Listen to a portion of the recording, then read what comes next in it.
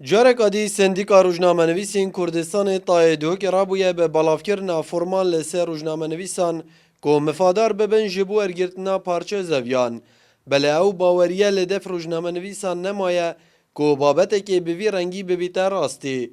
Wek ew dibêjin her dema helbijartinek nêzik dibît, sendîka forman belav diket. Çunke ev forme gelek caran hatine belavkirin. ساتی هر بوونەیەکیان هەلبژاردنێکیان نە چەندین بەلێنی بەرەقتار بە ڕۆژنامە نووسان دەدات ئێستش من پێم وایە ئەم لە هەلمەتێکە ئێستا دەست پێکراوەکە پارچە زەوی بە ڕۆژنامە نووساندن یانی شوقە بە ڕۆژنامە نووساندن ئەوەش هەرم دەکەوتە چارچێوەی ئەو بانگشی هەلبژاردن بۆ پارتی دەسەڵاتدار نەخێرەوە بوو چەندین جارە ئەف فۆرمێتاوە بەڵاوەکردن و چەندین جارە یەکبێژن ku dê parçeyên zeviye ser rojnamevana êne belavkirin nexêr ev e min barî pênîne wek rojnamevanek û bila sendîka bixul şûlekê dî bigeret karekê dî bigeret mafê rojnamevana werbigiret ji hikûmetê ji wan kesê deselatdar û bila şûlê dîneke bixêrax. Di beramber de serokê Sendîka Rojnamenivîsên Kurdistanê Tayyedûk dibêjtin her rojnamevanekî endamê sendîkayê bît. Debîte xudan parçezevî û ev biryare ya çûye dê buharê cêbecîkirinê da.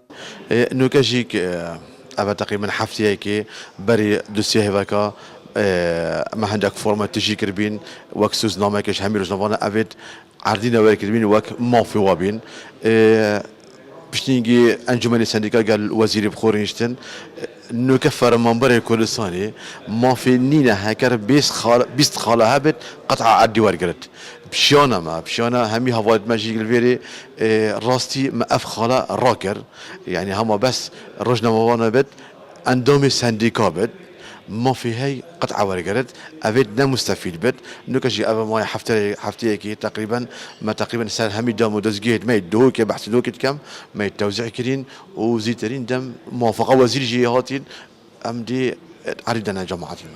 Li goreyê amara 1400 ta 1500 endam li Sendîka Rojnamenivîsan Tayyedûk dê tomarkirîne û beşek ji dezgehên ragihandinê ji egerê berdewamiya qeyrana darayî li Herêma Kurdistanê hatine rawestandin. Ewa rojnamenivîs ji sendîkayê dixwazin di nûkeda bergirîkirine ji parastina giyanê wan û dîvçûn li ser wan keysên rojnamenivîsên hatine tîrorkirin û desteserkirin. Nijar Mihemed Kursat News, Duhok.